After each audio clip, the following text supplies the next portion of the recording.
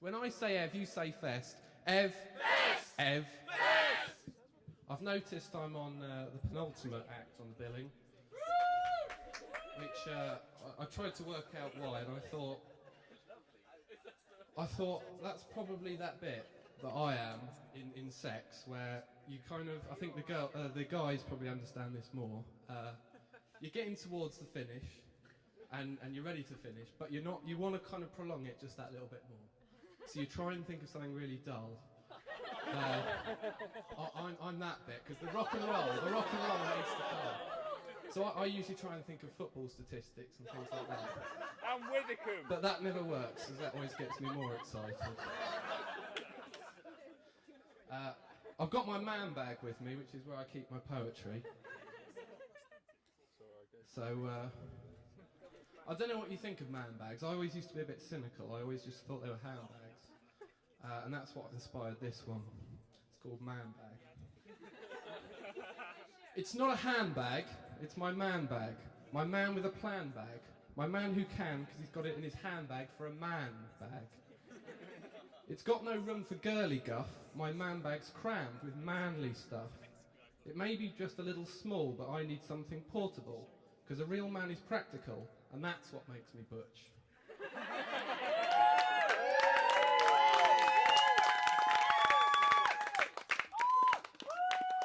I can put my man bag down. A mere affectation. Indeed. Right. Maybe you should give him your mic. I'll go with this one now. Back in my student days, I used to get a lot of parking fines and things, because though now I'm at the stage where I feel I can teach semantics, the understanding of what penalty notices are all about and where you can park and where you can't park just totally eluded me, and that's what inspired this one. All illegal parking is strictly prohibited unless you're waiting, in which case parking is free, unless you stop. There are also penalties for slow driving. Any vehicles parking vertically or horizontally of this notice will be clamped, and diagonal parking will incur a fixed charge penalty, unless the angle is between 67 and 76 degrees. From the midway point between the back of the curb and the rear side passenger seats, belt buckles midpoint, and only between 10:30 and 10:35 a.m. on a Wednesday afternoon. As long as there is no return at this time, as long as no white or red cars are parked at any point along the road, at any time during the period of daylight, during summer months, and night time during winter months. For springtime and autumn regulations, please inquire in person at the council offices in Edinburgh with a fully valid permit and 2 other forms of identification which you'll be notified of when you arrive. All parking must be entirely in the Picasso-shaped marked bays and must not obstruct any other piece of concrete or potential organic matter. Failure to comply with these regulations will incur a fixed penalty charge of our choice, or wheel clamping, which will only be removed a week after the offence is committed. Any further offences committed until then will also result in fixed penalties, especially if it's the same car.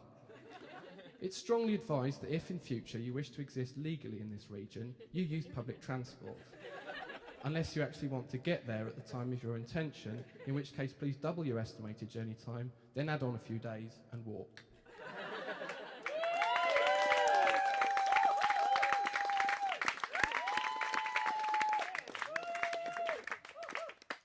Much poetry is confessional, so I'll confess that at the moment I've got a bit of a bout of the shits.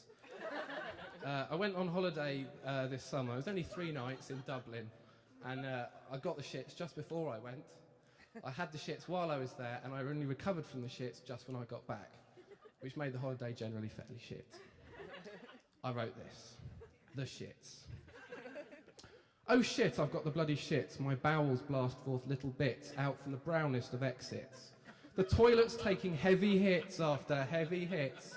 My sphincter's having hissy fits, splurting bursts of the worst squits, with a will that never quits. Along my anal tract they sit, these funny, runny liquid gits.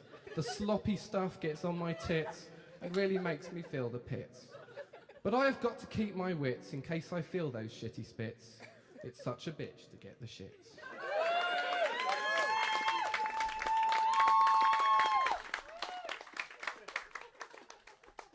Now, various apocalyptic threats come up every now and again. At the moment, it's global warming, and we don't hear much of the nuclear holocaust, which I feel is a shame. Apparently, we're supposed to get a little warning before they come along, and I was told it's around about 10 minutes. So someone is supposed to tell you that in 10 minutes' time, there's going to be a nuclear holocaust. And I always thought, now who's going to be able to really soften that blow? So I thought, Ant and Dec. They would be the kind of... If there was going to be a nuclear holocaust in 10 minutes' time, I'd want Ant and Dec to tell me, and then I'd feel just a little bit better about things. So this one's called 10-Minute Warning with Ant and Dec, and it's kind of how I imagine the ITV would put it across. Is there anyone from the northeast of England in tonight? Okay, apologies for the accent now. Eddie apologises all the time. Okay.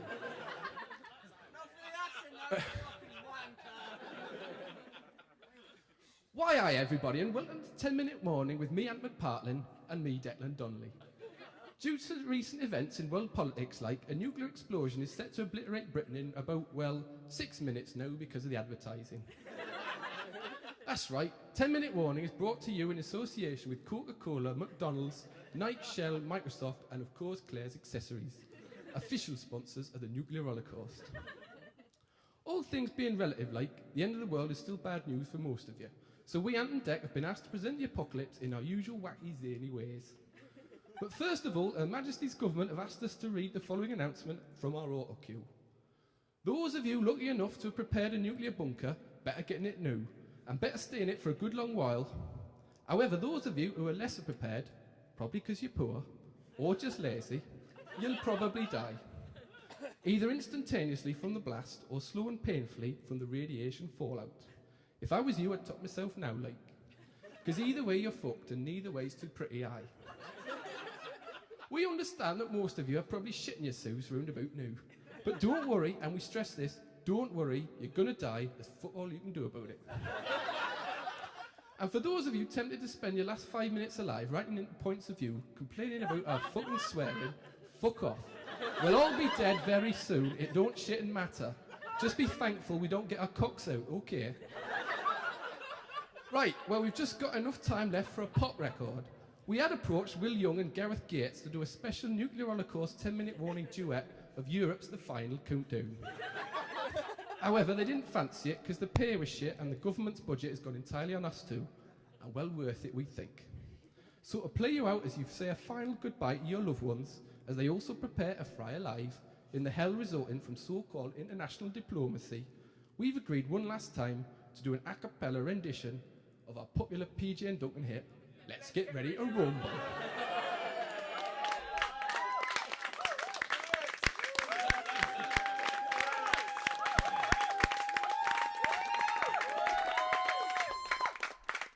I'm not doing Let's Get Ready to Rumble.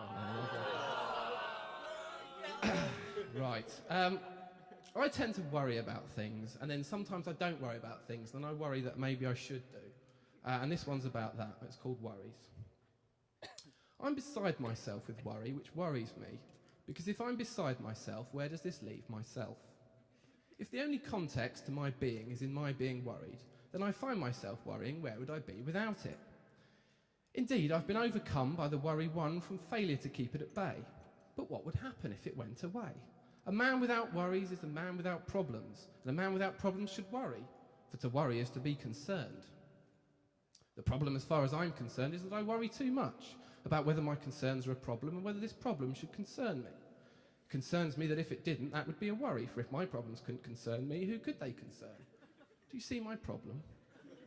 And yet, despite all this worry, my problem concerning the extent of my worry remains the same. If I'm beside myself with worry, where am I? Am I beside myself as not myself? Am I myself and not beside myself? Or myself beside myself, just worrying about nothing? If only that were true. If that were true, and I'm worrying about nothing, then that would make myself nothing and the self beside myself nothing, and I'd be worrying about becoming nothing twice, which is a problem of quite some concern.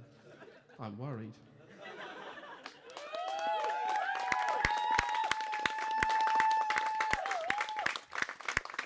Okay, I'm going to do my last one now, which I wrote last night in preparation. It's called Evfest, and it's especially for the Evfest itself. It involves a little bit of audience participation. Who likes audience participation? Who doesn't like audience participation? Right. It's very simple, actually. I'm sure you'll get the instructions. Basically, the chorus is, when I say Ev, you say Fest. Ev. Fest. Ev. Fest. There we go. With beer, wine, spirits, and all the rest, sobriety will be a test. I put my hand to my man breast, and swear tonight will be the best. When I say Ev, you say Fest. Ev. Fest. Ev. Fest. Each one of us is truly blessed to be invited as a guest. With any luck, we'll leave impressed with someone else and be caressed. When I say Ev, you say Fest. Ev. Fest. Ev. Fest.